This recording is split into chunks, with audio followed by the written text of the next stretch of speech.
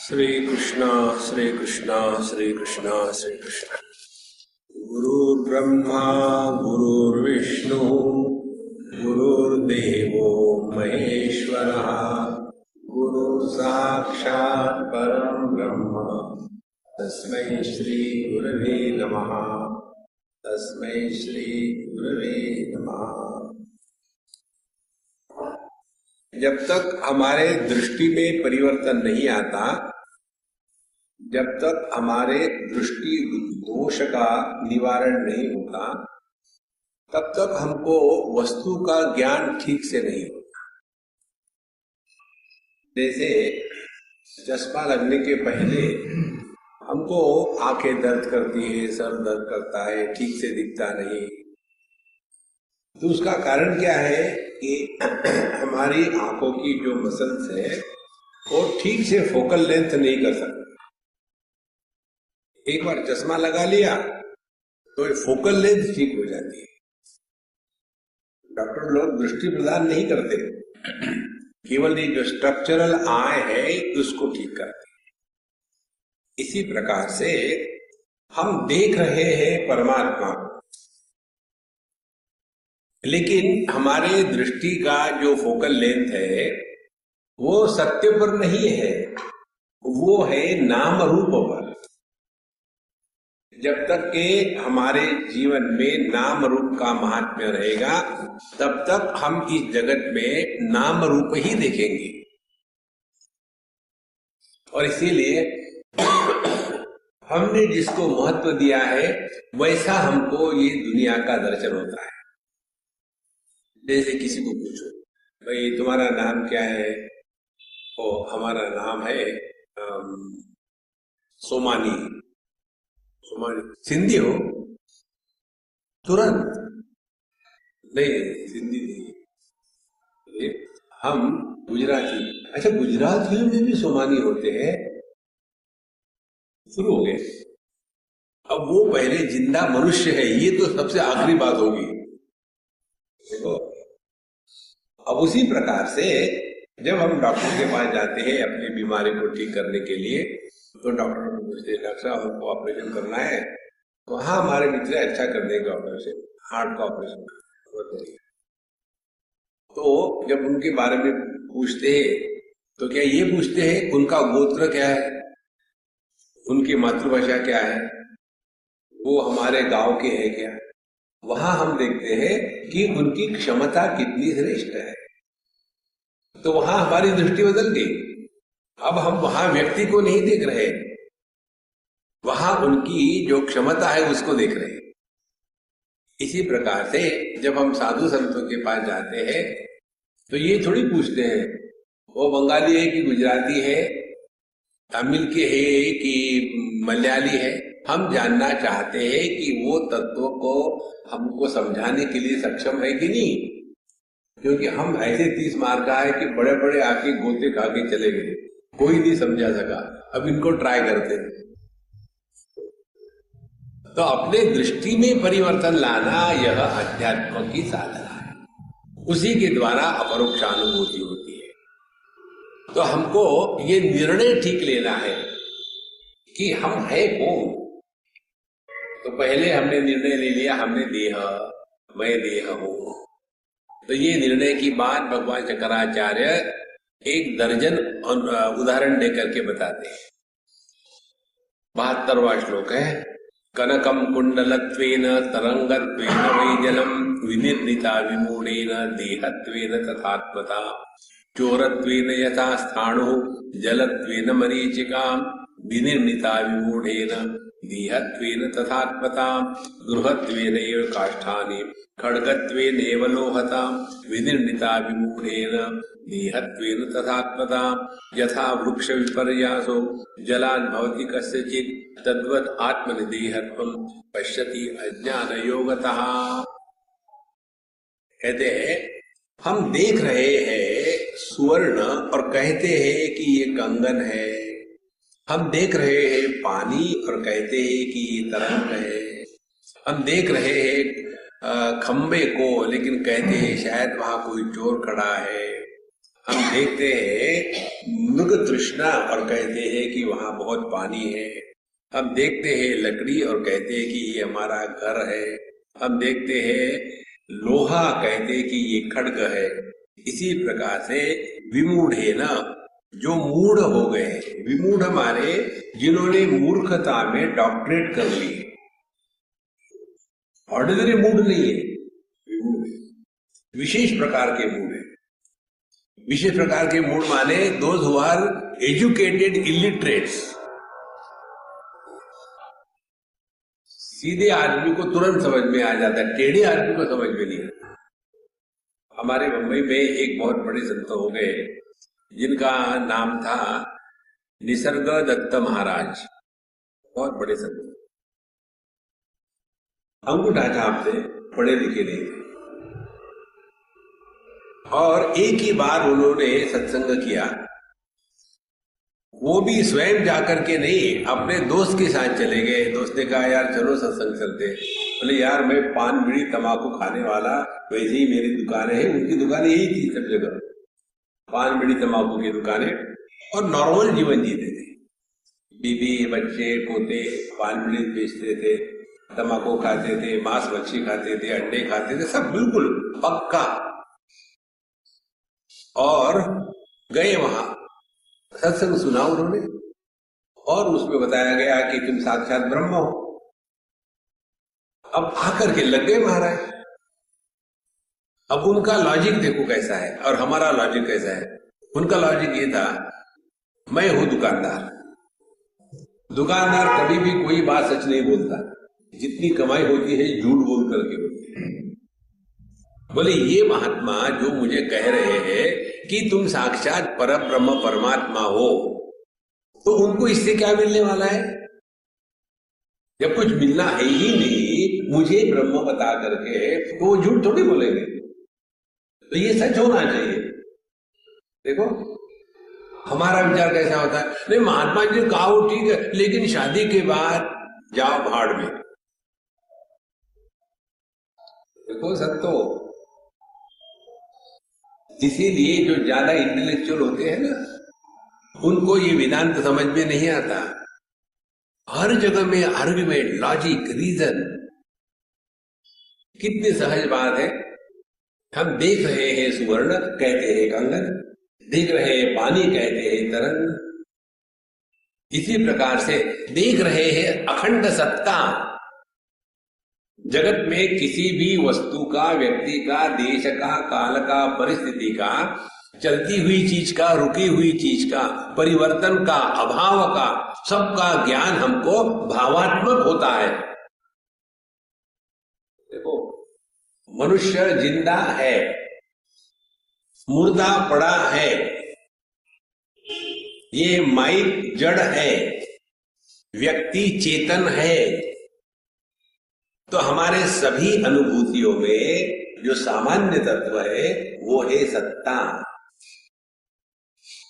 लेकिन हमारा ध्यान अपनी ही सत्ता की तरफ नहीं है। हमारा ध्यान कहाँ है? मैं स्त्री हूं, मैं पुरुष हूं, मैं एजुकेटेड हूं, अनएजुकेटेड हूं, गरीब हूं, अमीर हूं, वही ध्यान है। तो जो हमने अपने को पहचाना है वही दुनिया को देखते हैं।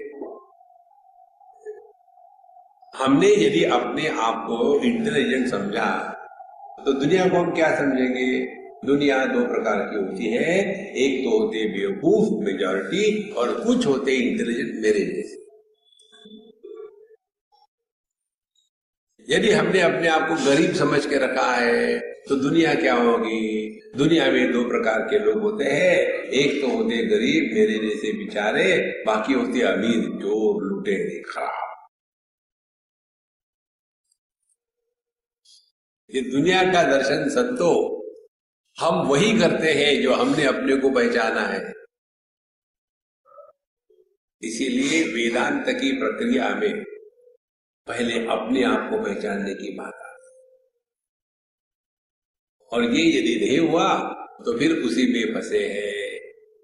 इसीलिए तत्वत विनिर्मिता विमूढ़ेन देहत्वेन तथात्मता। तो हमने भी अपने आप को देह मान लिया है। देह मानने के बाद पूरा संसार शुरू हो जाता है।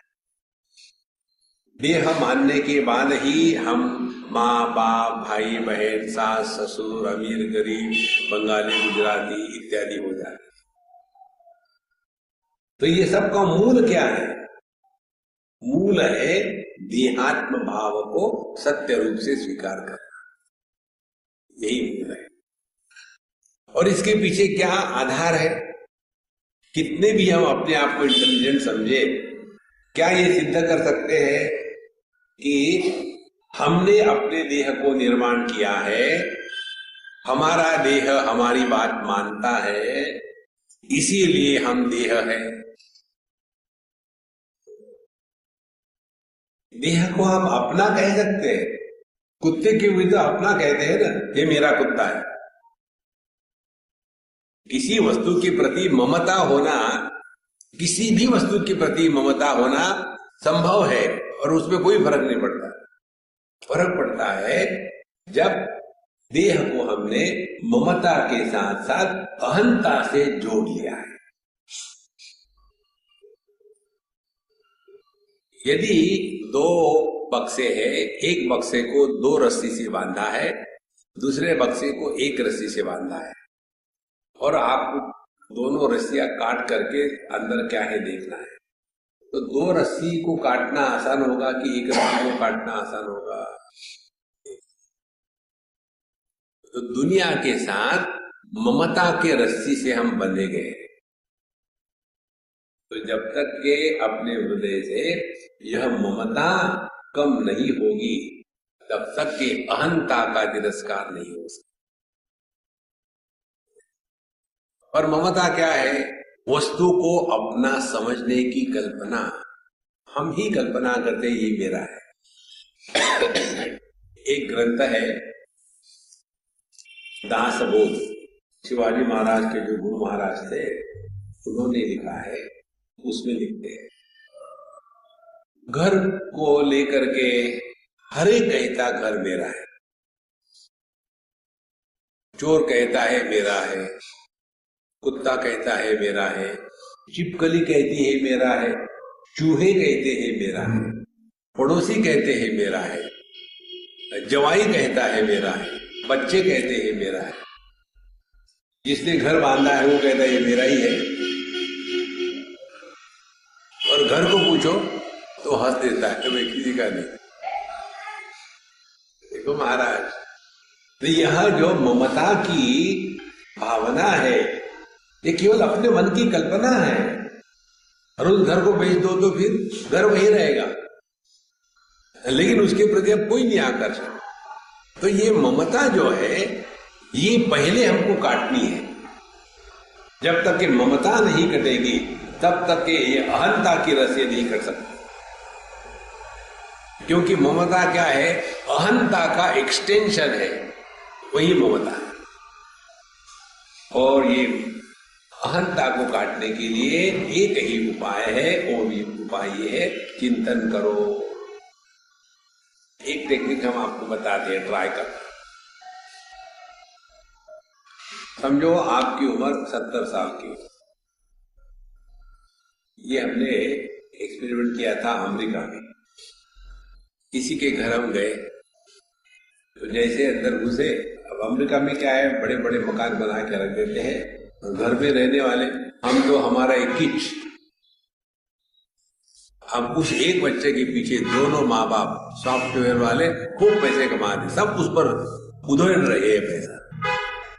फिर उन्होंने हर सालगिरह को उसका उसी ड्रेस में एक फोटो लिया, और जैसे हिस्टोग्राम होता है ना, वैसे सामने चले जाओ तो छोटे से लेकर के बड़ा बड़ा बड़ा बड़ा बड़ा करके 18 फोटो लगा दिए लाइन।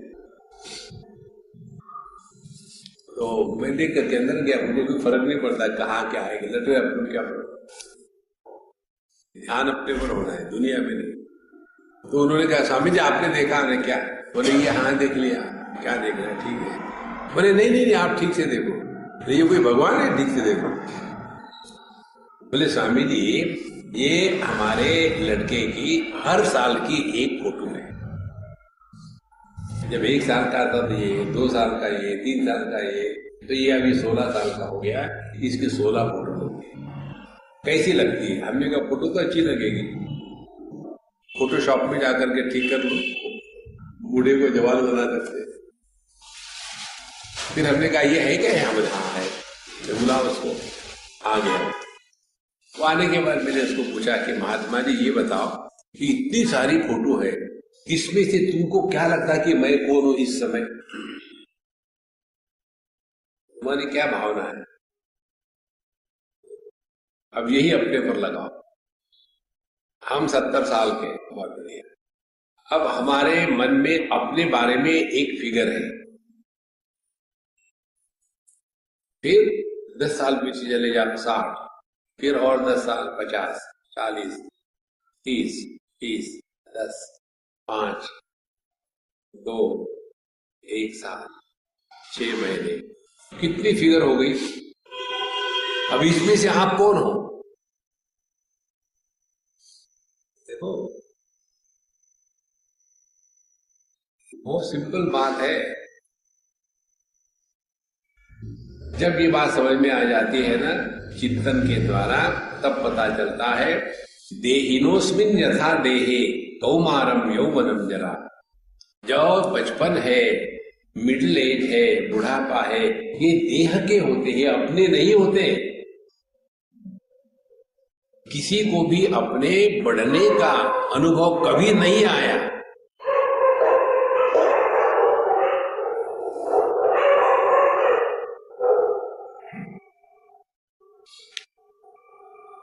उनके सत्संग में लोग डिस्टर्ब करते होंगे, इसीलिए वो भोगते होंगे। देखो संतो, अब ये जो देह के साथ तादाद में है, उससे यदि हमको निकलना है तो हमको एक सिंपल आपको टेक्निक बता दे, ट्राई करो। अपनी पुरानी बचपन की, जवानी की बातें कभी मुख में से नहीं निकालना, क्योंकि बचपन किसका था? देह का। और यदि आप अपने बचपन की बात करोगे तो आपने देहात्म भाव का त्याग कहां किया है? जवानी की बात करोगे तो आपने अपने देहात्म भाव का त्याग नहीं किया है। ध्यान से सुनना। रिश्तेदारों की बात करोगे तो आपने अपने देहात्म भाव का त्याग नहीं किया है, क्योंकि रिश्ते निर्माण होते हैं देहात्म भाव को सत्य मानने के बाद। गहरी नींद में जब हमारा देहात्म भाव नहीं होता, उस समय हम पति नहीं, पत्नी नहीं, भाई नहीं, बहन नहीं। देखो, ये जब समझदारी आ जाती है ना, तब आप उस चक्कर से हट जाओगे। ऑटोबायोग्राफी ऑफ ए डम्बो, ये थे, वो थे, यहां पैदा हुआ, कौन पैदा हुआ, कौन मरा? तो जहां आपका देहात्म भाव क्षीण हो गया, ध्यान से सुनना, जहां आपका देहात्म भाव क्षीण हो गया, जागृत अवस्था के वस्तु व्यक्तियों को लेकर के आप उलझना बंद हो जाओगे। 2 उदाहरण देते हैं हम आपको इसके बारे में। एक हम लोगों का रोज का उदाहरण, जैसे कल हम वापस गए, शाम को सब घुमा करके जाने के बाद रोज हमारा धंधा होता है कि कुछ दिन का काम उस दिन पूरा करें। कल हम बहुत ही एग्जॉस्टिवली थक गए, तो जाने के बाद सिर्फ हमने वो लैपटॉप पर जो डाटा था वो ट्रांसफर कर दिया, और फिर हमको आंखों को खड़ा रखना मुश्किल। हमने कहा आज हम कुछ नहीं कर सकते। तुरंत हमने कंप्यूटर बंद कर दिया, 2 क्षण में खर्राटे मारना शुरू कर दिए। तो नींद क्या है? नींद है देहात्म भाव का बोझा, जब हम ढोना नहीं चाहते क्योंकि थक गए हैं। ध्यान से सुनना, देह नहीं थकता, मन थकता है। और मन कैसे थकता है? मन थकता है, अब एक उदाहरण है थकने का। ये उदाहरण हमने एक मैनेजमेंट की कॉन्फ्रेंस में लिया था। 20-25 लोग थे। हमने कहा भैया आप में सिंधी कौन है? एक सिंधी खड़ा हो गया, आ जाओ। आ गए। आने के बाद हमने उनके हाथ में एक टिश्यू पेपर दिया। हमने कहा आप सिंधी महाराज ये कल्पना करो कि ये पापड़ है। सिंधी को खुश करने के लिए कुछ नहीं चाहिए, पापड़ है वो है बस। कल्पना करो कि ये पापड़ है, तो ठीक है। मैंने इसको उठा और हाथ ऐसा रखो कंधे के लाइन, और मैं जब तक नहीं बताता हूं तब तक पकड़े रहो, दूसरी बात फिर बताएंगे। और उन्होंने हाथ ऐसा कर दिया और फिर मैंने शुरू कर दिया बाकी का बोलना। अब इनकी तरफ हम ध्यान ही नहीं दे रहे, ऐसे उनको लग रहा था, ध्यान हमारा उधर था। थोड़ी देर के बाद उनका हाथ नीचे जाने लग गया। हमने कहा भगवान हाथ नीचे जा रहा, ऊपर उठाओ। फिर थोड़े समय गए, फिर हाथ नीचे जा रहा है, फिर ऊपर उठाओ। बोले स्वामी जी आप नहीं उठा सकते। ठीक है रख दो, फिर चले जाओ। अब हमको सीखना है। हमने कहा जब आपने ये टिश्यू पेपर उठाया था तो उसका वजन कितना था? 2 ग्राम। 5 मिनट के बाद इसका वजन बढ़ गया क्या? क्यों थके फिरा? कोई भी चीज कितनी भी क्षुद्र हो, कितनी भी घटिया हो, कितनी भी अनावश्यक हो, उसको आप ज्यादा समय तक पकड़ के रखोगे तो थक जाओगे। जो आदमी जीवन में थकते हैं ना, उसका यही कारण है। पकड़ के रहे, छोड़ो ना दुनिया को, मारो गोली। देखो महाराज, केवल मंत्रों का चैंटिंग करने से कुछ नहीं होता। न कर्मणा न प्रजया धने न त्यागे नहीं किए, अमृतत्व मानस त्यागे नहीं किए। क्या त्याग किया था? देखो संतो, इसीलिए जब हम दिन भर रहते हैं तो क्या करते हैं? हमारा जो मन है देह को पकड़ के रखता है आकार के रूप में। अब ऐसा इसको पकड़ के रखा 2 मिनट, 4 मिनट, 5 मिनट, 10 मिनट, आधा घंटा, 1 घंटा, फिर हाथ थक जाएगा, क्योंकि हाथ ने एक आकार विशेष को पकड़ के रखा है। और जब भारी वस्तु को या कोई भी वस्तु लंबे समय तक पकड़ने के बाद जब हम रख देते हैं तब क्या करते हैं? क्योंकि हाथ पकड़ के थक गया था। एग्जैक्टली वही होता है। हमारा मन देह के आकार को धारण करके थक जाता है, तो फिर क्या करेगा? देह के आकार का त्याग कर। देह के आकार का त्याग कर देना, इसी को कहते हैं सुषुप्ति अवस्था।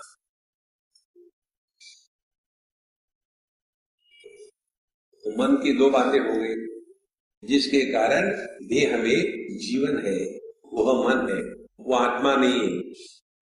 आत्मा तो मुर्दे में भी रहता है। देखो, आत्मा के कारण हम जिंदा नहीं है, मन के कारण जिंदा है। ये बल्ब यहां बिजली के कारण नहीं है, बल्ब है, बल्ब में प्रकाश है, इसीलिए उसकी सत्ता है। यहां फ्यूज हो गया तो हटा देंगे ना, उसको तो आप हटा पाओगे, बिजली को हटा पाओगे आप? देखो, इसीलिए यह जो मन है, ये देहात्म भाव को जब तक ये धारण करते रहेगा, एक दिन थक जाएगा। थकने के बाद फिर हम सो जाते हैं। सोना माने मन ने देह का आकार त्याग कर। एक बात। अब दूसरी बात, एक हमारे मित्र, उनका शरीर शांत हुआ हमारी गोद में। हमने पहले बार वो अनुभव किया कि आदमी मरता है माने क्या होता है। हमारे बड़े अच्छे मित्र थे, बूढ़े भी नहीं थे, हो गए कोई 60-62 साल के, लेकिन उस समय हम 20s में थे, तो हम उनको पापा कहते थे। तो रात को 12 बजे के करीब में उनका नौकर आया, हमको उठाया, स्वामी जी देखो पापा कैसे कर रहे हैं। तो हम गए, तो अपने बिस्तर पर थे, उनकी पत्नी बगल में थी। मैं गया, उनको ऐसे चढ़ा बिस्तर पर, उनको ऐसा अपने हाथ में लिया। और हमारा ये त्र्यंबकम यजामहे का जप हमेशा चलता था, लेकर के हम जप कर रहे हैं, ओम त्र्यंबकम यजामहे सुगंधिं पुष्टिवर्धनम्। दाहिने हाथ से उनको उठाया ऐसा, बाया हाथ उनका अपने हाथ में लिया।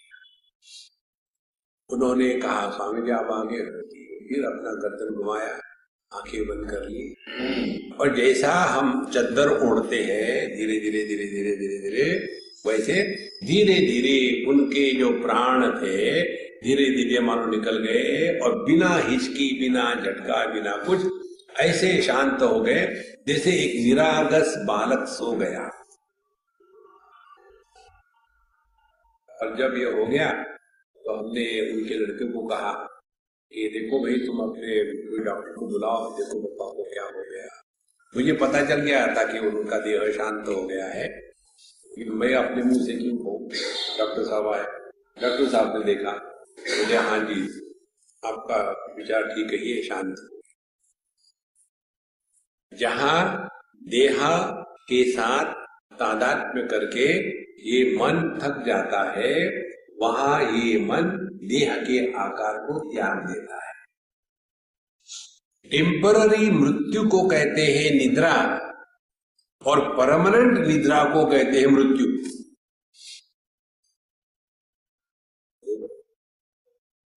दोनों में एक ही बात होती है। निद्रा में भी हम अपने देह का और पूरे दुनिया का त्याग ही कर देते हैं ना, लेकिन वो टेम्पररी है। और मृत्यु क्या, वो भी वही है, जाके सो गए और फिर सांस लेना भूल गए, मरो। देखो संतो, तो जब तक के देहात्म भाव है तभी तक परेशानी है। इसीलिए संतो साधना यही है कि अपने पुरानी बातें, जब हम जवान थे तब ऐसा होता था, इस चक्कर से हट जाओ। स्वामी जी आप तो कह रहे थे कि जब मैं जवान था 20 साल का था उस समय ऐसा हुआ था। अरे संतो, जिस अनुभूति से आप सीखते हो वो अनुभूति आपके सर पर बोझा नहीं रहती। जिस अनुभूति का आपके अंतःकरण पर राग द्वेष का संस्कार होता है, वह अनुभूति बोझा बन करके रहती है। देखो, किसी ने कुछ अच्छा बुरा किया बचपन में या जवानी में और उसकी याद रही, जैसे उसकी याद आएगी कुछ भी हो जाए उसको तो मैं छोड़ूंगा, तुरंत मन में एकदम कड़वाहट आ जाती है। इसीलिए तीसरा सिद्धांत ये है, जो व्यक्ति अपने हर एक अनुभूति से सीखता है उसके अंतःकरण पर कोई भी संस्कार नहीं होते। फिर वो अंतःकरण कैसा रहेगा? फिर वो अंतःकरण रहता है दर्पण तुल्य। देखो, दर्पण की हिस्ट्री नहीं होती। जैसे समझो ये फोटो ले लो, ये फोटो की हिस्ट्री होगी, ये फोटो अमुक अमुक का है, उस समय लिया था, ये इनका है, इनका ये रिश्ता है, ये है वो है। अब इसके ही बगल में एक दर्पण हो, दर्पण की क्या हिस्ट्री होगी? इस दर्पण में बड़े बड़े महात्माओं ने आकर के अपनी दाढ़ी को ठीक किया।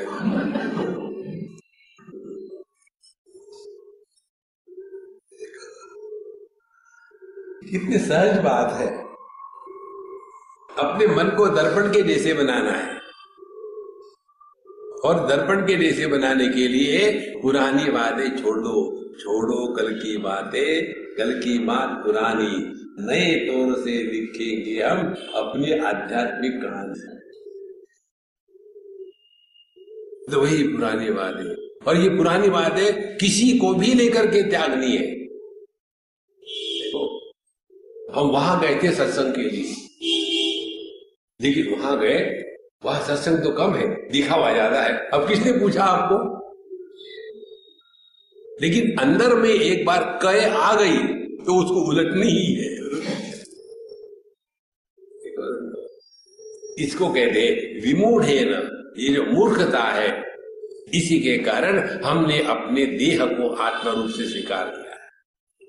तो जैसे जैसे ये समझ बढ़ेगी, आध्यात्मिक साधना का तात्पर्य देहात्म भाव की निवृत्ति, वो यदि नहीं हुआ तो आप कुछ भी करो, सब गंगा जी में डाल दिया। कुछ यथा वृक्ष विपर्यासो जलाद भवति कस्यचित् तद्वद आत्मनि देहत्वं पश्यति अज्ञान योगतः। दूसरी बात बताते कोतेन गच्छतः पुंसः सर्वं भाति व चञ्चलं तद्वद आत्मनि देहत्वं पश्यति अज्ञान योगतः। पीतत्वं यथा शुभ्रे दोषान् भवति कस्यचित् तद्वद आत्मनि देहत्वं पश्यति अज्ञान योगतः। चक्षुर्भ्राम भ्रमशीलाभ्याम सर्वं भाति भ्रमात्मकं तद्वद आत्मनि देहत्वं पश्यति अज्ञान योगतः। अलातं भ्रमणेनैव वर्तुलं भाति सूर्यवत् तद्वद आत्मनि देहत्वं पश्यति अज्ञान योगतः। महत्वे सर्ववस्तूनां अणुत्वं यति दूरत्वा तद्वद आत्मनि देहत्वं पश्यति अज्ञान योगतः। सूक्ष्मत्वे सर्ववस्तूनां स्थूलत्वं च उपनेत्रतः तद्वद आत्मनि देहत्वं पश्यति अज्ञान योगतः। काच भूमौ जलत्वं च जलभूमौ काचता तद्वद आत्मनि देहत्वं पश्यति अज्ञान योगतः। यद्वद अग्नौ मणित्वं हि मणौ वा वह्निना पुमान् तद्वद आत्मनि देहत्वं पश्यति अज्ञान योगतः। अभ्रेषु सत्सु धावत्सु सोमो धावति भाति वै तद्वद आत्मनि देहत्वं पश्यति अज्ञान योगतः। यथैवं दिग्विपर्यासो मोहात् भवति कस्यचित् तद्वद आत्मनि देहत्वं पश्यति अज्ञान योगतः। यथा शशि जले भाति चंचलत्वेन कस्यचित् तद्वद आत्मनि देहत्वं पश्यति अज्ञान योगतः। अब देखो, उन्होंने एक दर्जन से ज्यादा उदाहरण दिए। अज्ञान योगतः माने अपूर्ण ज्ञान के कारण हमने अपने आप को देह मान लिया है। आत्मनि देहत्वम, हमने अपने आप को देह मान लिया है। अब उन्होंने यहाँ बड़े अच्छे अच्छे उदाहरण दिए। यथा वृक्ष विपर्यासो जलाद भवति कस्यचित्, यदि किसी तालाब के बगल में एक आध वृक्ष खड़ा हो तो उसका प्रतिबिंब कैसे दिखेगा? Upside down. तो उसका प्रतिबिंब ऊपर नीचे दिखने के कारण क्या वो जो वृक्ष है वो ऊपर नीचे हो गया है क्या? वो तो केवल भ्रांति है। दिखता है भले कि उसकी जड़ ऊपर है और उसकी ब्रांचेस नीचे है। उसी प्रकार से कोतेन गच्छता पुंसः सर्वं भाति व चंचलम्, हम जा रहे हैं नाव से और ऐसे लगता है कि जो किनारा है नदी का वो चल रहा है और हम शांत है। पीतत्वमि यथा शुभ्रे, सफेद वस्तु हो लेकिन हमारे आंखों का चश्मा पीला है तो सब पीला ही दिखता है। उसी प्रकार से चक्षुर्भ्याम भ्रमशीलाभ्याम, यदि आंखों को ऐसे घुमाते रहो ऐसे लगता है कि सब दुनिया घूम रही है, असल में नहीं। उसी प्रकार से अलातम भ्रमणेनैव वर्तुलम भाति दुर्घटम, दिवाली के समय हम लोग फुलझड़ी लेकर के अंधकार में ऐसे जब घुमाते हैं तो ऐसा दिखता है कि वहां एक पूरा वर्तुलाकार चक्र हो, लेकिन होता नहीं, केवल भासता मात्र है। कोई वस्तु बहुत बड़ी हो लेकिन दूर हो तो कितनी छोटी लगती है, और कोई वस्तु बहुत छोटी हो लेकिन माइक्रोस्कोप के नीचे देखो तो बड़ी लगती है। कहीं कांच है ऐसे लगता है कि वहां पानी है, और कहीं पानी है तो ऐसे लगता है कि वहां कांच है। इस प्रकार से उन्होंने अनेक उदाहरण दिए। इसी प्रकार से भ्रम के कारण जो हम नहीं है उसी को हमने अपने आप को समझ लिया है। आंखें जब किसी वस्तु को देखती है तो थोड़ा चिंतन करने से पता चलेगा कि आंखें किसी वस्तु को नहीं देखती। जैसे आप मुझे देख रहे हो, यदि सो नहीं रहे हो, यदि आप मुझे देख रहे हो तो आपको लगता है कि आप मुझे देख रहे हो, लेकिन असल में मुझे नहीं देख रहे आप। ये जो बत्ती का प्रकाश है वो प्रकाश मेरे चेहरे पर पड़ा और वो प्रकाश परावर्तित होकर के आप जो देख रहे हो उस प्रकाश को देख रहे हो, मेरे चेहरे को नहीं देख। पहली बात, यदि मेरे चेहरे पर प्रकाश ना हो तो आप मुझे नहीं देख पाओगे। एकदम अंधकार हो तो अंधकार में हम अन्य के चेहरे को नहीं देख सकते, प्रकाश में देख सकते। तो क्या देख रहे हैं हम? प्रकाश को भी नहीं देख रहे। ध्यान से सुनना, प्रकाश को नहीं देख रहे। प्रकाश जो परावर्तित हो गया है, only reflected light is seen, not the original light. अच्छा, अब और आगे चलो। आप इस प्रकाश को भी नहीं देख रहे। उस प्रकाश का प्रतिबिंब आपके रेटिना पर पड़ा है, तो आप जो देख रहे हो वो प्रतिबिंब को देख रहे हो। अब देखो कितनी बात है। बिजली का प्रकाश बल्ब में, बल्ब का प्रकाश चेहरे पर, वो परावर्तित हुआ, वो फिर जाकर के आपके रेटिना में उसने एक इमेज बनाई, उस इमेज को आपके मन ने ग्रहण किया और वो मन चैतन्य के प्रकाश में नहा रहा है। तब जाकर के वहां भ्रांति निर्माण होती है कि मैं आपको देख रहा हूं। तो किसको कौन देख रहा है? ये सब इमेजेस का खेल है, वास्तविक कुछ नहीं।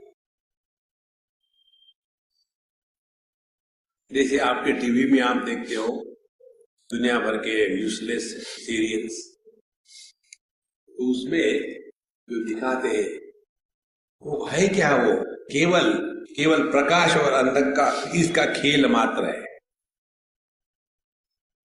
यदि टीवी में हाथी दिखाया तो टीवी भारी थोड़ी हो जाता है, और यदि फूल दिखाए तो टीवी हल्का थोड़ी हो जाता है। इसी को अपने में ले आओ। आपने छोटी वस्तु को देखा, छोटे बच्चे को देखा आंखों से तो हल्का फुल्का लगा, और एक मोटू को देखा, सुमो को, बड़ा भारी था, वो आके डूब गई। देखो, पहाड़ को देखो तो आंखों में बोझा नहीं आता, क्योंकि जो देख रहे हैं वो केवल प्रतिबिंब है, और प्रतिबिंब दिखता है, होता नहीं।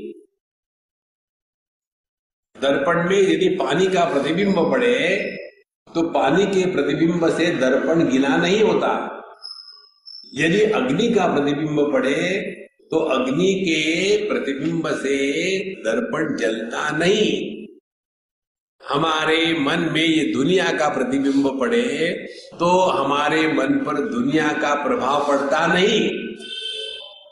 ये तो भ्रांति मात्र है कि ये प्रभाव पड़ रहा है। ये भ्रांति वैसी ही है जैसे पानी में सूरज का प्रतिबिंब पड़ा है और पानी हिल रहा है, तो जो प्रतिबिंब है वो भी हिलता सा नजर आता है, लेकिन हिलता नहीं। हिलता इसलिए नहीं कि वो है ही नहीं, तो हिलेगा क्या? पानी से जैसे हम मछली को निकाल सकते हैं, क्या वैसे प्रतिबिंब को निकाल सकते हैं डाल करके? हाँ, आ गया बाहर। देखो सबको, जैसे जैसे ये सूक्ष्मता बढ़ती है ना ज्ञान की, तब पता चलता है कि किसी भी हालत में हम देह नहीं हो सकते। और यदि हमने अपने आप को देह मान लिया है तो केवल अज्ञान के कारण, और अज्ञान का अर्थ ठीक से समझ लेना, अज्ञान का अर्थ ज्ञान का अभाव नहीं। अज्ञान का अर्थ है ज्ञान की अपूर्णता। किसी की सेवा करनी हो तो क्या उनको खाना खिलाना यही सेवा है? उनके हाथ पैर को दबाना यही सेवा है? कि उनके कपड़ों को धोना यही सेवा है? सेवा में सब कुछ आ जाता है। इसी प्रकार से जो ज्ञान है इसमें अपूर्णता यही है। जैसे एक छोटी सी बच्ची, अब वो बड़ी हो गई है, जब आती थी हमारे पास तो हम ऐसे बैठे, बोले स्वामी जी मैं आपके पैर दबाओ। उसका इतना फ्रॉग के हाथ के जैसे छोटा सा हाथ वैसे ही लगा दी, दब गया पैर। हाँ, और दूसरा पैर दबाओ, उसको ऐसे कर दी, दब गया। और क्या दुख रहा है आपका? हाथ। हाँ, हाथ को दबाओ, फिर हाथ को ऐसे कर दी, दूसरा और क्या दुख रहा है? गला। तो हमारी भावना क्या है? सेवा करना माने दबाना। देखो, इसी प्रकार से यह अपूर्ण ज्ञान है। खाना खिलाना भी सेवा है, लेकिन खाना खिलाना ही सेवा नहीं है। देखो संतो, ज्ञान की ये जो अपूर्णता है, हम देह है, ठीक है, कोई गलती नहीं, लेकिन फिर ये देह के गुणधर्म है, उसको स्वीकार करो। फिर क्यों डर रहे हो? यदि आप गाड़ी चला रहे हो तो ट्रैफिक रूल आप पर लागू होंगे।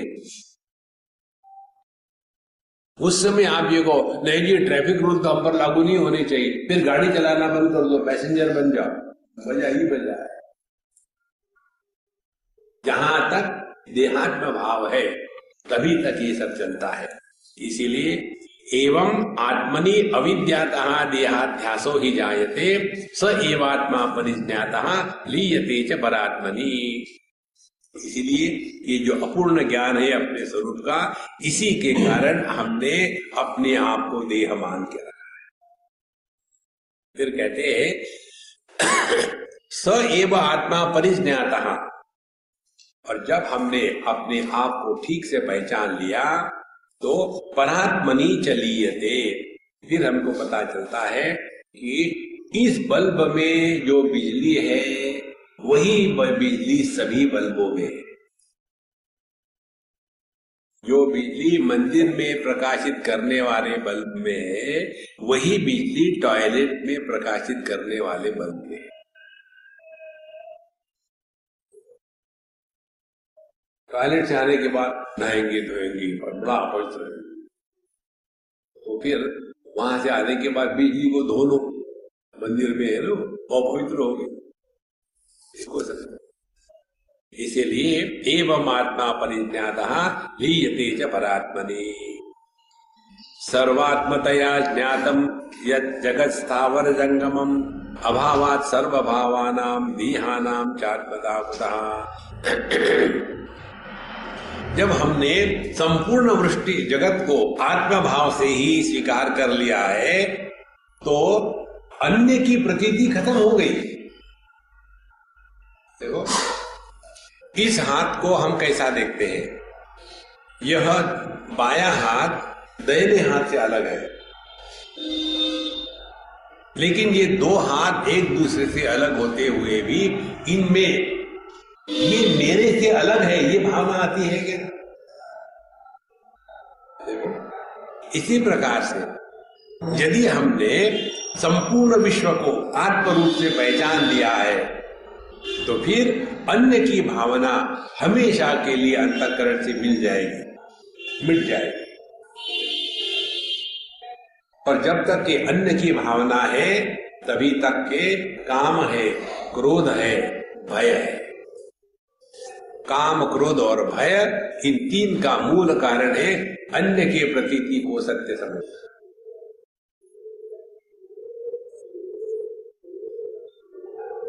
हमको हमेशा इच्छा अन्य की होती है, अपनी नहीं होती, और इसीलिए अपने को जानने की इच्छा नहीं होती क्योंकि हम है ही। तो सर्वम आत्मतया ज्ञातम जगत स्थावर जंगमम अभावात् सर्वभावानां। तो जब कुछ अन्य है ही नहीं तो देहानां च आत्मता कुतः, क्या देह सबको अपने में मिला सकता है? नहीं। इसीलिए यह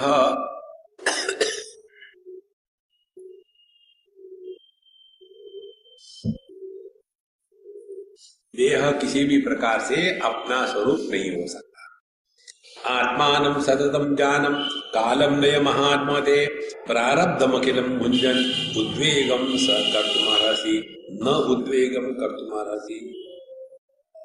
अच्छा, आपने ये बता तो दिया कि हम देह नहीं है, फिर क्या क्या करें, क्या क्या आध्यात्मिक साधना करें? ये सिद्धांत हमारा सिद्धांत है। कहते हैं आत्मानं सततं जानन्, अपने आप को इस तत्व के साथ जोड़ लो और फिर टाइम पास करो। कालम नय महामते, माने उसके बाद जीवन क्या है? केवल टाइम पास है। टाइम पास का अर्थ क्या है, इसको ठीक से समझ लेना। कई लोगों को यह अर्थ समझ में नहीं आता, फिर कंफ्यूज हो जाते हैं। जिस दिन आपको यह अर्थ समझ में आ जाएगा ना, आप केवल टाइम पास करोगे लाइफ, बाकी कुछ नहीं करोगे।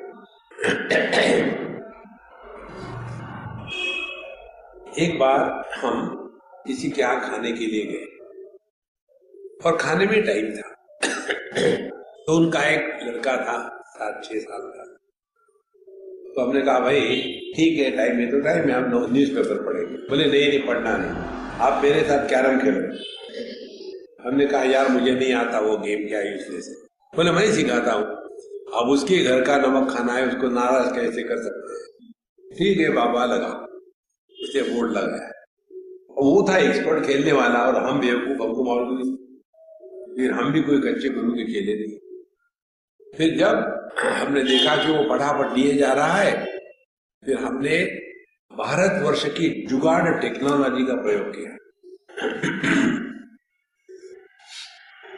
जब हमारा टर्न आ गया तो हमने उसको पूछा भाई वो फोटो किसका है? जब वो उधर देखता है 2-4 लेके डालते हैं। हमारे सिद्धांत बड़े सिंपल है, चोरी करना पाप नहीं है अनलेस यू आर कॉट।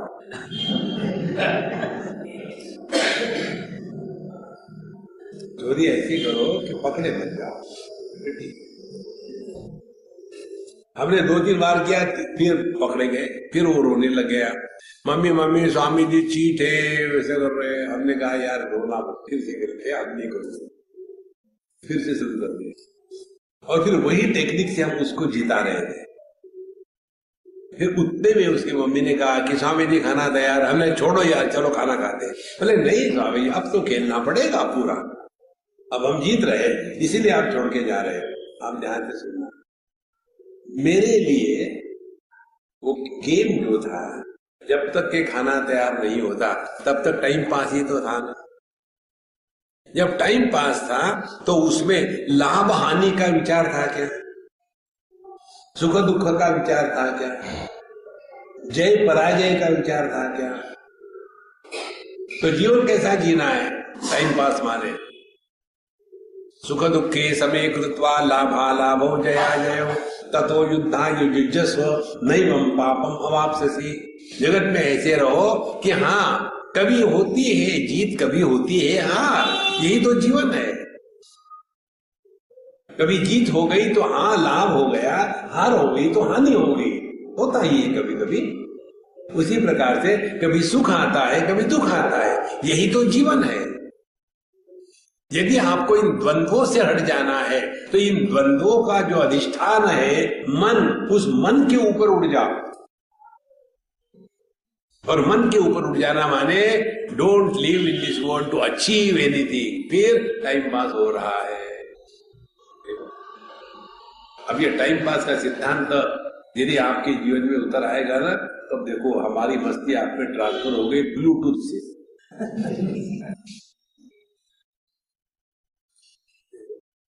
इसीलिए कोई आता है चला जाता है, बीच में बैठ लेता है, किसी का फोन बजता, अपने को कुछ फर्क नहीं पड़ता।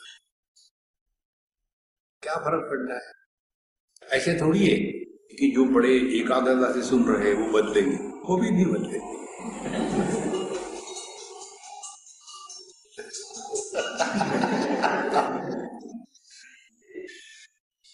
एक पंजाबी महात्मा थे, दिल्ली की बात है।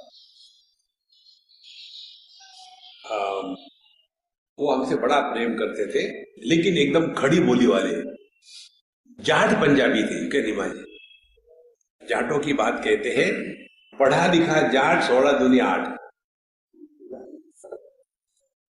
एकदम ऐसे भयानक होते हैं। उसमें वो पंजाबी हो और उसमें बाबा जी हो, देखो एक के बाद एक, पहले करेला और नीम चढ़ा वैसे। तो उसके पश्चात हम जहां सत्संग करते थे, हम वहां से निकल गए दिल्ली से। तो उन लोगों ने कहा कि स्वामी जी आप जा रहे हैं, हमको कोई दूसरे महात्मा को दे दीजिए, अच्छा हम सत्संग करेंगे। हमने कहा कि भाई ये महात्मा करेंगे सत्संग, उनको बता दिया, फिर पहुंच गए। और ये बड़े एकदम कड़क थे, एकदम बैठे और सभी माताएं बैठी हुई थी, बड़ी वेदांत की अच्छी जानकार थी, उपनिषद सुन चुकी थी, उसके बाद योग वाशिष्ठ इत्यादि, और सब बैठी थी बेचारी। उतने में किसी का ड्राइवर आ गया बीच में, इनका सत्संग चल रहा है। जैसे ड्राइवर आ गया, इनको गुस्सा आ गया, बीच में आ गया, किसके मौत की खबर लाए, कौन मरा है। अब सत्संग में बैठ करके व्यास गद्दी पर ऐसे अपशब्दों का उच्चारण नहीं करना चाहिए। फिर जैसे सत्संग खत्म हो गया और वो भी पंजाबी माता एकदम ठेठ, उन्होंने कहा मामा जी, महाराज जी अगले बार से मत आना, सुन लिया आपका सत्संग। हमारे पहले बाबा जी थे, वो मत थे, कभी भी आओ कभी भी जाओ, कोई फर्क नहीं पड़ता। और आप एक मिनट कोई आ गया बीच में काम से, तो आप उनको गुस्सा कर रहे हैं, ये कौन सा आपका ज्ञान है। देखो महाराज, तो हम किस लिए बोलते थे, पापी पेट के लिए, टाइम पास होने के लिए। ये सिद्धांत इतना सुंदर है, भगवान का नाम टाइम पास करने के लिए ले लो। कितना टाइम है, आधा घंटा टाइम है खाना खाने के लिए। ओम नमो भगवते वासुदेवाय, ओम नमो भगवते वासुदेवाय। क्योंकि आप टाइम पास करने के लिए कर रहे हैं, आपको गिनती नहीं करनी है, एक माला पूरी करनी है, 2 माला पूरी करनी है। यदि आपकी गिनती की साधना होगी, आपको 4 मालाएं पूरी करनी है, समय है ही नहीं, तो फिर क्या करोगे। राम राम राम राम राम राम राम राम राम।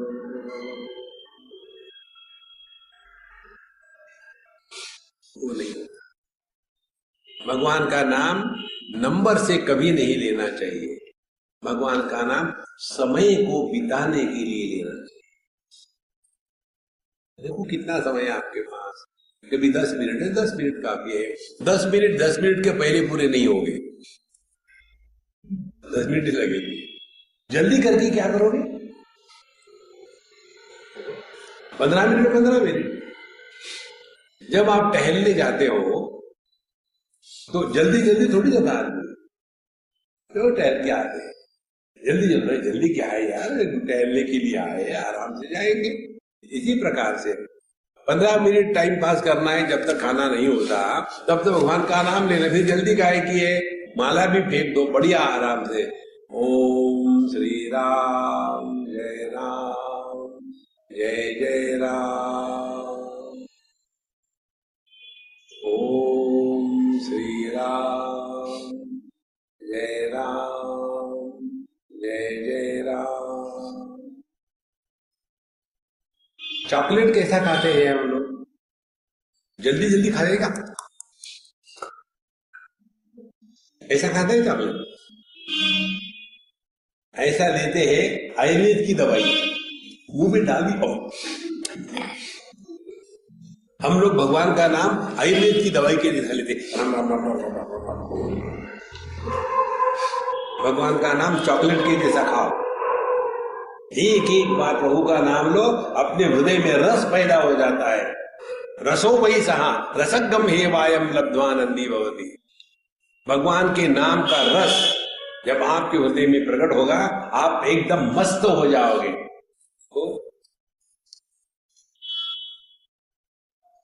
गुरु नानक देव जी महाराज कहते थे, जब ये भगवान के नाम की रस की मदिरा चढ़ जाती है, फिर वो उतरती नहीं। ये जो खुमारी है, हमारी मीराबाई कहती थी, मुझे राम नाम की खुमारी चढ़ गई। तब जा करके हम टाइम पास का सिद्धांत समझ रहे हैं। तो हमेशा वरित, हमेशा परेशान, ये आया हो गया किसी, अरे रिलैक्स हो जाओ ना। क्या लाइफ इज ए टेंशन और व्हाट? तब आपको ये बातें समझ में आएगी।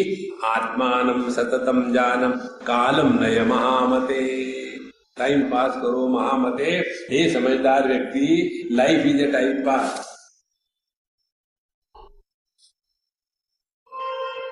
हमारे जीवन का प्रयोजन क्या है महात्मा जी? प्रयोजन ही कही है, जन्म हो गया है, मरोगे, कोई प्रयोजन। जब तुम नहीं थे दुनिया में किसी चीज की कमी नहीं थी, जब तुम मरोगे कोई फर्क नहीं पड़ने वाला। जीवन का प्रयोजन क्या है? मस्त रहो, चुस्त रहो, स्वस्थ रहो, यही सब कुछ जीवन है। कालम नय महामते। हम जब कहते टाइम पास करो तो हमको लोग स्वामी जी आप हमेशा मजाक करते। यही बात भगवान शंकराचार्य ने कही तो शास्त्रों का उपदेश हो रहा है। लो, हमारे चैतन्य महाप्रभु महाराज, उनको पूछा था कि महाराज आप भगवान का नाम किस लिए लेते हैं? उन्होंने कहा अरे यार मुझे भी मालूम नहीं मैं क्यों लेता हूं, ऐसे ही टाइम पास हो जाता है। उन्होंने ये बात संस्कृत में कही तो शास्त्र बने, हम हिंदी में अंग्रेजी में कहते हैं तो जोक बन जाता है। हद हो गई शराफत की। यदि ये जोक बन गया हिंदी में कहने के कारण तो रामचरितमानस जोक हो गया और जो वाल्मीकि रामायण है वो शास्त्रों में क्या? देखो, संप्राप्ते सन्निहिते काले नहीं रक्षते डुक्रुम करने। भाषा का दुराग्रह ना होवे तो फिर प्रारब्धम अखिलम भुंजन। लेकिन जीवन में बड़े कष्ट आते हैं, फिर क्या करें? भोगो, भागो नहीं, भोगो। प्रारब्ध का क्षय केवल भोग से ही होता है और उसका क्षय करने के लिए एक सिंपल टेक्निक आपको बताते हैं। इस जगत में ऐसा एक भी नहीं है कि जिसके जीवन में दुख नहीं आते। यदि आपको दुख से निवृत्ति करनी है तो मरो। पंचदशी में आता है यदि आपको कहीं दुख हो रहा है तो भगवान का शुक्र करना कि अभी आप जिंदा हो। मुर्दे को घुटने का दर्द नहीं होता। तो कितनी सिंपल बात है। यू आर स्टिल अलाइव, इसीलिए दर्द हो रहा है ना। बढ़िया बात है। जैसे जैसे ये बात समझ में आ जाती है ना तो आदमी अपने जीवन को बड़ा सहजता से चलाता है। अपने प्रारब्ध को लेकर के हम अपने आप से गलत विचारों से मुक्त हो सकते हैं। उत्पन्ने अपि आत्मविज्ञाने प्रारब्धम नैव मुंचते इति श्रूयते शास्त्रे तन्निराक्रियते न। आप ध्यान से सुनो। जैसे प्रारब्ध की बात करते हैं शास्त्र कि हमारे जीवन में जो कुछ आ रहा है वो प्रारब्ध का खेल है, तो क्या ये प्रारब्ध साधु संतों के लिए भी होता है? देखो, बड़ी महत्व की बात है। ये जो कच्चे होते हैं ना, एक लड़की ने हमको पूछा, बहुत पुरानी बात है, कलकत्ते की, साउथ इंडियन थी, कलकत्ते में रहती और बहुत बोलती थी। ये बहुत बोलने वाले लोग हमारा सर खाते हैं, हम दूर चले जाते हैं। और प्रश्न पूछने वाले, इन दोनों से हमको एलर्जी। दुनिया भर के कहां पाओ, शांत रहो ना, जो है सब ठीक। आगे स्वामी जी एक प्रश्न है, मुझे पता है तुम जब आ गई वैसे ही हो, बोलो, मेरे लिए तुम समस्या हो, प्रश्न नहीं हो। तो बोले स्वामी जी महात्माओं के लिए प्रारब्ध होता है क्या? लाभ होता है। फिर आपके लिए क्या प्रारब्ध है? मृत्यु।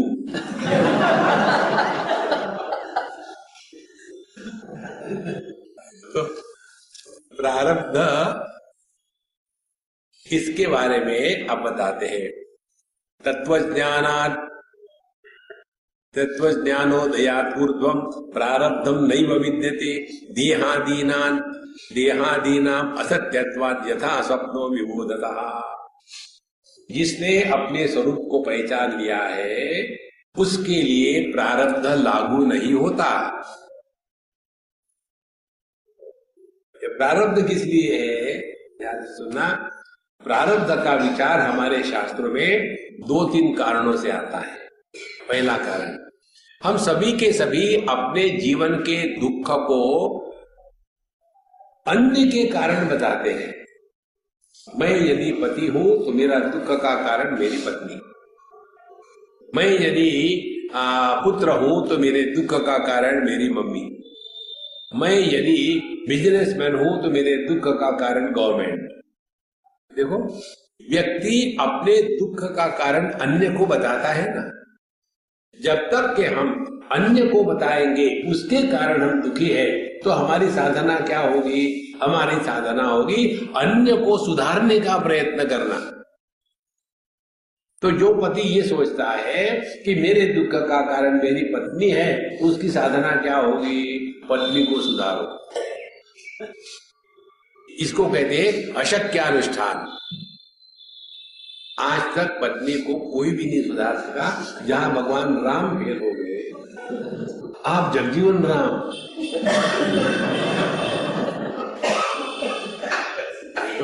और फिर सुधार नहीं पाओगे, फ्रस्ट्रेट हो जाओगे। इससे बचने के लिए शास्त्र कहते हैं, देखो तुम्हारे दुख का कारण तुम्हारी पत्नी नहीं है, फिर तुम्हारे पूर्व जन्म के कर्म है। ओ गॉड, क्या मैंने कर्म किए थे? तुमने इसको पिछले जन्म में छला था। मुझे तो याद नहीं है, तुमको नहीं याद होगा, लेकिन चला था। इसीलिए तुमको इस जन्म में आकर के पत्नी बनी है और एक एक पैसा वसूल कर रही है। लेकिन अब क्या हो सकता है? हाँ, हो सकता है। क्या?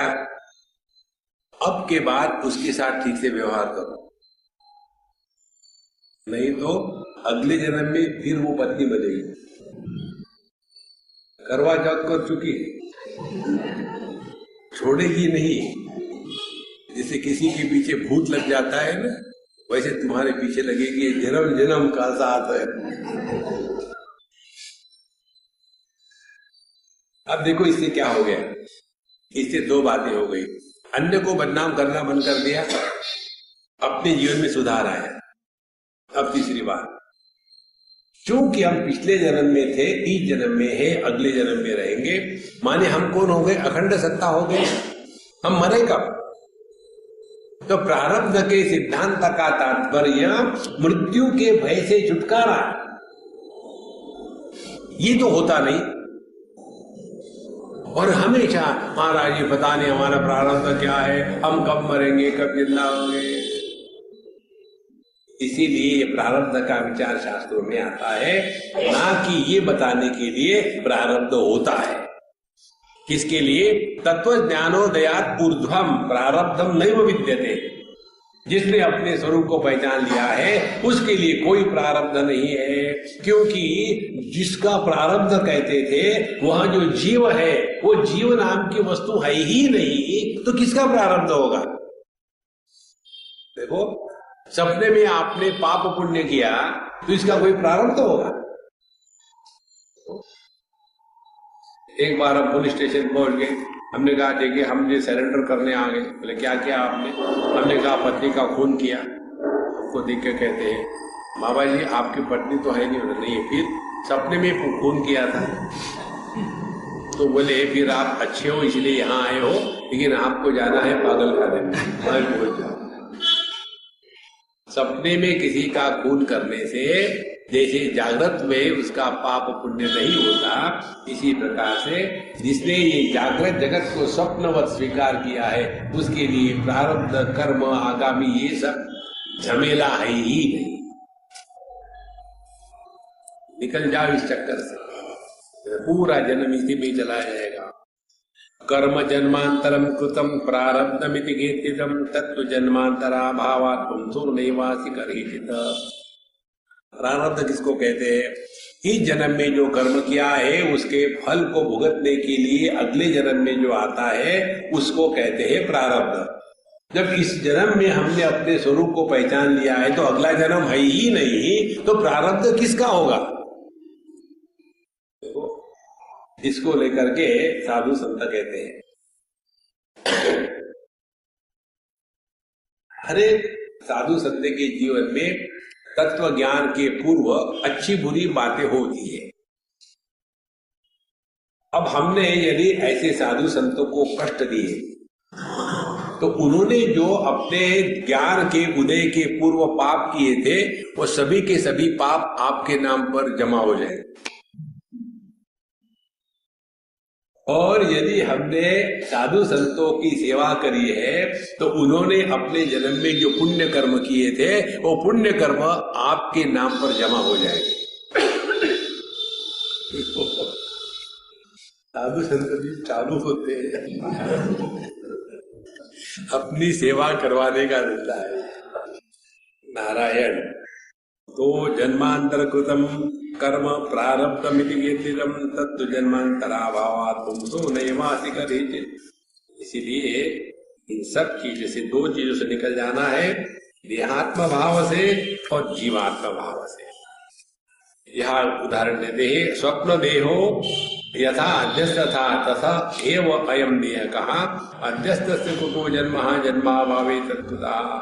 जैसे स्वप्न में रहने वाला देह अध्यस्त होता है, जीव अध्यस्त वास्तविक नहीं होता, उसी प्रकार से इस देह में रहने वाला जीव भी सत्य नहीं है। तो इसीलिए उसका जन्म भी नहीं, जन्म नहीं है तो प्रारब्ध कहाँ होगा।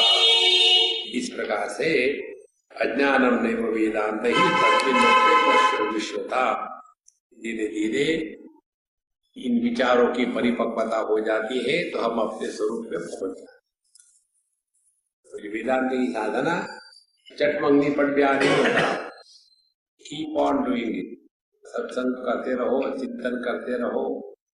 धीरे धीरे धीरे धीरे विचारों में, मनों में वैसा ही परिवर्तन आता है जैसे एक कली फूल के रूप में धीरे धीरे खुलती है।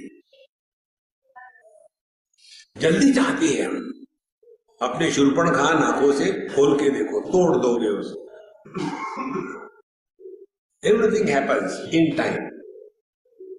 हमारे साईं बाबा कहते थे ना, श्रद्धा और सबूरी, have faith and have patience. जिनको पेशेंस नहीं होता वो पेशेंट होते हैं। ओम पूर्णमदः पूर्णमिदं पूर्णात् पूर्णमुदच्यते पूर्णस्य पूर्णमादाय पूर्णमेवावशिष्यते। ओम शांति शांति शांति। हरि ओम। श्री गुरुभ्यो नमः। हरि ओम।